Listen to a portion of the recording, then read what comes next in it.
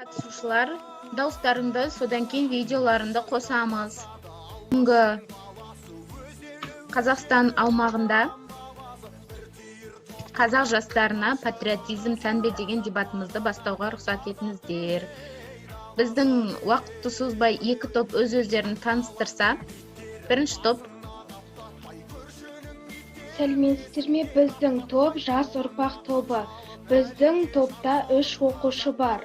Ең бірінші оқушы ол Дүйсенбай Аяулым, екіншісі мен Асылхан Айзат, үшіншісі Ермұхамед Мадина.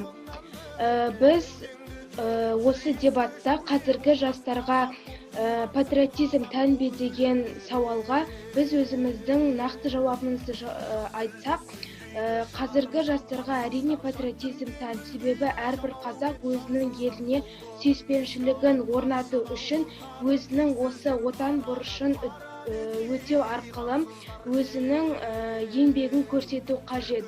Халыққа еңбек көрсетіп, адал қызмет ету қажет. Патриотизм дегенде ол мысалғы жастардың өздерінің салаларында, көптеген бағдарламаларда өзінің қолынан келетін көптеген заттарды көрсетіп жатады. Сондай-ақ қай сала болмасын, қандай мамандық болмасын, олар осы патриотизмді сақтап қалып, көк туымызды үнемі желбіретіп келеді. Келесі топ, Аружан. Себебі қазіргі көптеген ұлдар отан алдындағы борышын өтеудің орнына өздерін бояндырып, қыз секілді киініп, ол тикток түсіріп хайп қалайды. Ал қыздар болса шаштарын алып, және де ашық киініп шаштарын алып, оны әлеуметтік желіге жүктеп, өзін оңай ақша табу жолдарын іздейді қазіргі жастар. Болсаңыз, қарсы топқа сұрағыңыз бар ма? Мен сұрағым бар. Қарсы топқа сұрағым, егер қазіргі жастардың бойында патриоттық сезім болатын болса, неге олар басқа шет елдің салт дәстүріне, өздерінің өмірлік ұстанымына көп еліктейді? Қазақ елінің өзіне тән әрбір ерекшеліктері болады. Басқа елде мысалы Қазақстаннан бөлек өзіндік тәрбиелік мәндері болса, қазақ елінде тіпті басқа да қонақ жайлы қасиеттер бар. Басқа елде ол қалыптаспағанымен, қазақ елінде ол тәрбие мәндер, салт дәстүрлер қалыптасуы мүмкін. Бірақ қазіргі жастардың көбісі именно сол қазақ елінің ғана салтына емес, ол басқа елдердің салт дәстүріне және де өмірлік ұстанымына қарай еліктейді көбісі. Енді әркімнің өмірі өзіне болғандықтан, адамдар қандай салада жүргенін, қандай салтты ұстанатынын біледі, бірақ бәрібірде қазақ тілінің салт дәстүрін ұстану және де оны құрметтеу ол әрбір қазақтың міндетті ісі. Жақсы, Айзат, сендердің қарсы топқа сұрақтарың болса? Апай, менде бар еді. Неге сендер қазіргі таңда патриотизм жастарға тән емес деп ойлайсыңдар? Мен жаңа ғана айтып өттім, қазіргі көптеген қыздар өздерінің отан алдындағы борышын өтеудің орнына қазір ол жақтан қашып, өзін боянып тикток түсіріп хайп қалайды. Қыздарды сол басқа мемлекеттерге еліктейді. Сол себепті мен Қазақстанда патриотизм. Жақсы, Айзат, өздерің жауаптарың болса, Аяулым. Патриотизм әрбір қазақ баласында болу керек деп есептеймін. Бізде тіпті жасөспірім балалардың өзі патриот болып есептеледі. Әрбір мектептерде күндерінде біздің қазақ елінің гимні, сондай сабақтар, белгілі бір мерекелер, соның бәрі біздің патриотизміміздің дамуы деп Біздің Қазақстанда мысалы көп балалар, жасөспірімдер көбісі Қазақстанда тұрғысы келмейді, бұл жерде тұруды қаламайды. Олар шетелге барып өздерінің өмірлерін сүргісі келеді. Олар еліктейді, соншалықты еліктейді, және олар Қазақстанды жақтыртпайды. Мен сондай адамдарды білем, және өздерімен жеке сөйлескен болатын. Олар айтады, Қазақстанда ешқандай қызық жоқ. Және де егер бір көшеге барып сен мен елім деп гимн айтасың ғой, саған ешкім келіп қосылмайды. Сен өзіңмен өзің тұрасың да, Қазақстанда көп сондай адамдар, және олар патриот емес. Қазір Қазақстанда ешкім тұрғысы келмейді, оның табиғатын ешкім сыйламайды. Көбісі барады, мен мысалы Америкада барып тұрғым келеді, мен Кореяға барсам екен деп қалайды. Көбісі мамандықтарын, университеттерін сол жерден таңдайды. Бұл патриоттық сезім емес, өздерінің елдерін қорғамайды адамдар. Және де қазіргі балалардың көбісі қазақша тіл білмейді, сол қазақша да сөйлей алмайды. Мен тағы да осыны қосып кетейін. Қазіргі көбінесе қазақ балалары, олар кішкентай кезінен бастап орысша сөйлеген. Олар болашақта да орысша сөйлеп кетеді, себебі оларға орыс тілі өзіне ыңғайлы болып есептеледі.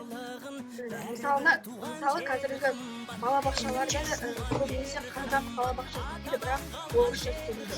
Және де мектептерде де сондай, кейбір мектептерде қазақ тілінде болса да мектеп, бірақ олар көбінесе орысша сөйлейді. Сол себепті қазіргі балалар көбінесе орысша сөйлейді. Және де қазақ тілін онша түсінбейді және сөйлейді. Апай, мен айтайыншы? Айзат айтады. Бұл тәуелсіз мемлекет ата-бабаның терімен келгендіктен әрбір қазақ өзінің мемлекетін қорғауға және де қазақ тілін сөйлеуге міндетті. Ал сондықтан әрбір қазақ өзінің салт-дәстүрін, мемлекетін қорғауға және оған сүйіспеншілік танытуға міндетті деп ойлаймын. Қазіргі заманда көптеген жастар шетелдік адамдардың солардың мінез-құлқына, солардың болмысына, солардың тұрып жатқан тіпті жерлеріне де барғысы келіп қызығып жатады. Қазіргі ер азаматтар тіпті әскерге де баруға асықпайды. Елімді, жерімді қорғаймын деп ешкім айтпайды. Керісінше барлығы шетелге қашып Қазақстанда тұрғысы келмейді ешқайсысы. Және де көптеген қазіргі жастар қазақша сөйлеп білмейді, нашар сөйлейді, орысша көп сөйлейді барлығы. Олар ата-аналарында кінәсі бар, өйткені ата-аналар баланы кішкентай кезінен садикке беретін кезде орысша тіл таңдайды. Бұл дұрыс емес. Балалар кішкентай кезінен орысша біліп үйренеді, ал қазақша келген кезде ешкім қаламайды баласын қазақша сөйлеген. Бұл сондай жағдай болып тұр. Кінә бұл жерде тек қана жасөспірімдерде емес, ата-аналарда да. Өйткені олар садикке береді, көбісі ағылшынша садикті қалайды, балам ертең өсіп Америкаға барып, сондай шетелге барып тұрсын, үлкен адам болсын. Бұл дұрыс емес. Бұл жерде ата-аналардың да кінәсі бар. Жасөспірімдер өздері үйренгісі келмейді қазақ тілін. Сөйлей алмайды, мен түсінбеймін деп қоя салады көбісі. Мысалы, біз білеміз, біздің достарымыздың көбісі сондай. Ондай қазақ тілін үйренуге тырысатын адам жоқ бұл жерде. Қазір осы айтып жатқан тақырыпқа байланысты бізде екі топтың дайындаған видеороликтері бар екен. Сол видеороликке назар аударсақ.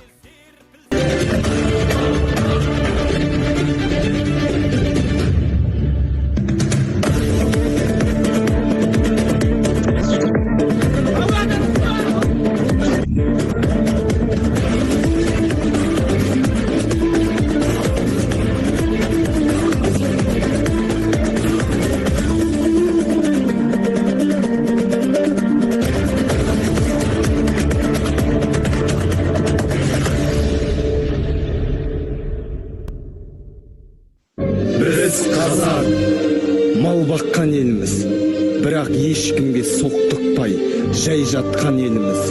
Елімізден құт береке қашпасын деп, жеріміздің шетін жау баспасын деп найзаға үкі таққан еліміз. Ешбір дұшпан басынбаған еліміз, басымыздан сөзді асырмаған еліміз. Досымызды сақтай білген елміз, дәм тұзын ақтай білген елміз. Асқақтаған хан болса, хан ордасын таптай білген еліміз. Атадан ұл туса, құл боламын деп тумайды. Анадан қыз туса, күн боламын деп тумайды. Ұл мен қызды қаматып отыра алмайтын еліміз.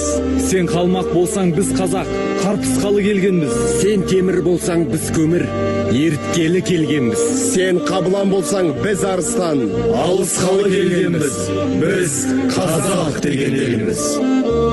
Өзен көлім берекем, құтым далам, Алла шексіз бақ берген шүкір маған.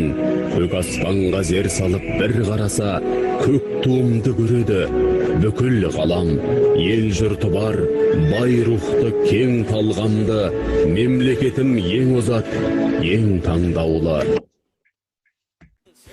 Бұл жерде видео өте күшті шыққан, біріншіден. Екіншіден, бұл жерде туымыз бар, әнұран қойған. Видео өте керемет шыққан. Бірақ біздегі тақырып қазіргі жастарда патриотизм бар ма? Ал бұл жерде, мысалы, жастарда патриотизм бар екен дәлелдейтін ештеңе көріп тұрған жоқпын. Егер де дәлелдейтін болғанда, балалар істеген істерін, мысалы, елмен қалай мақтан етеді, соларды қоюға болады еді. Ал бұл жерде тек қана гимн және де көбінесе ересек адамдардың ту ұстап тұрғандары, сондайлар ғана көрсетілген. Гимн айтылған, өзім елін мақтан етемін дегендер қойылған. Менің ойымша бұл жерде тақырып ашылмаған дұрыстап. Бізде көптеген, мысалы, Геннадий Головкин, Димаш Құдайбергенов, Денис сияқты адамдар біздің елімізді көптеген Қытай, сондай елдерге, Америка елдеріне дамытқан, бізді көрсеткен. Мысалы, біздің елге көбінесе шетелден адамдар келеді. Мысалы, сендер айтпақшыдай хайп сондайларда, тиктоктарда да сондай елдер бізге Қазақстаннан келіп отырады. Осы дебатқа байланысты біздің Әділқазы алқамыз тарих пәнінің мұғалімі Нұргүл Ерболат апайымызға сөз кезегін берсек.